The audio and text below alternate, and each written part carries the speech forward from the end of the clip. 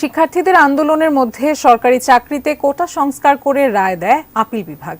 পরে তা প্রজ্ঞাপন আকারে জারি করে জনপ্রশাসন মন্ত্রণালয়। তাতে কোটা সংক্রান্ত জটিলতা অনেকটাই অবসান হয়েছে বলে সবার ধারণা।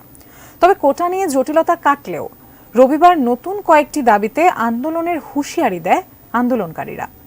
এ ঠিক একদিনের মাথায় সিদ্ধান্ত পাল্টালেন বৈষম্য বিরোধী ছাত্র আন্দোলনের সমন্বয়করা।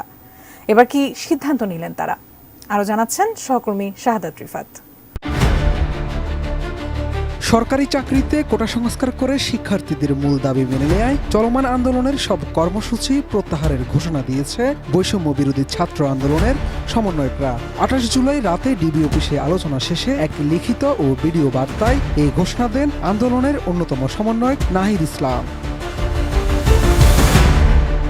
এ সময় সুষ্ঠু পরিবেশ নিশ্চিত করে সব শিক্ষা প্রতিষ্ঠান দ্রুত খুলে দিতে আহ্বান জানান সমন্বয়করা। কোটা আন্দোলন ঘিরে সহিংসতা ও অনাকাঙ্ক্ষিত ঘটনার নিন্দা জানিয়ে তদন্ত করে বিচারের দাবিও জানিয়েছেন তারা। বৈষম্য বিরোধী ছাত্র আন্দোলনের সমন্বয়ক নাহিদ ইসলাম বলেন, কোটা সংস্কার আন্দোলন ও তার প্রেক্ষিতে উদ্ভূত পরিস্থিতিতে অনেকে অপ্রত্যাশিতভাবে আহত ও নিহত হয়েছে। তাছাড়া রাষ্ট্রীয় গুরুত্বপূর্ণ স্থাপনায় অগ্নিসংযোগ সহ নানা সহিংস ঘটনা ঘটেছে। আমরা এই সকল ঘটনার তীব্র নিন্দা জানাই। সুষ্ঠু তদন্ত সাপেক্ষে দ্রুত বিচারের দাবি জানাচ্ছি। নাহিদ ইসলাম আরও বলেন, আমাদের প্রধান দাবি ছিল কোটার যৌক্তিক সংস্কার, যা ইতিমধ্যে সরকার পূরণ করেছে। এখন শিক্ষার সুষ্ঠু পরিবেশ নিশ্চিত করার লক্ষ্যে দ্রুত শিক্ষা প্রতিষ্ঠান খুলে দেওয়ার জন্য সরকারের প্রতি জোর আহ্বান জানায়। আন্দোলনের অন্যতম এই সমন্বয়ক বলেন, সার্বিক স্বার্থে আমরা এই মুহূর্ত থেকে আমাদের কর্মসূচি প্রত্যাহার করছি। কোটা সংস্কার আন্দোলন ও তার প্রেক্ষিতে উদ্ভূত পরিস্থিতিতে অনেকে অপ্রত্যাশিতভাবে আহত এবং নিহত হয়েছে। তাছাড়া রাষ্ট্রীয় স্থাপনায় অগ্নিসংযোগ সহ নানা সহিংস ঘটনা ঘটেছে। আমরা এই সকল অনাকাঙ্ক্ষিত ঘটনা তীব্র নিন্দা জানাই এবং সুষ্ঠু তদন্ত সাপেক্ষে দ্রুত বিচারের দাবি জানাচ্ছি। আমাদের প্রধান দাবি ছিল কোটার যৌক্তিক সংস্কার, যা ইতিমধ্যে সরকার পূরণ করেছেন।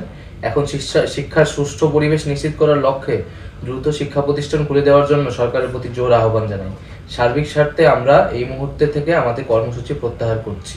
এর আগে ২৬ জুলাই বৈষম্য বিরোধী ছাত্র আন্দোলনের অন্যতম সমন্বয়ক নাহিদ ইসলাম, আসিফ মাহমুদ ও আবু বাকের মজুমদারকে রাজধানীর গণস্বাস্থ্য নগর হাসপাতাল থেকে ডিবি হেফাজতে নেওয়া হয়। পরে ডিবির পক্ষ থেকে জানানো হয়, ব্যক্তিগত নিরাপত্তা দিতে ও সাম্প্রতিক ঘটনাবলী সম্পর্কে তথ্য জানতে তাদের হেফাজতে নেওয়া হয়েছে।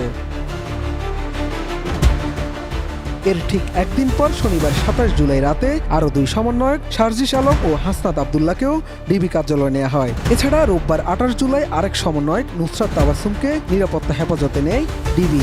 নুসরাত তাবাসসুমও ঢাকা বিশ্ববিদ্যালয়ের শিক্ষার্থী এবং কোটা বিরোধী আন্দোলনের অন্যতম সমন্বয়ক। শাহাদাত রিফাত, এটিএন নিউজ, ঢাকা।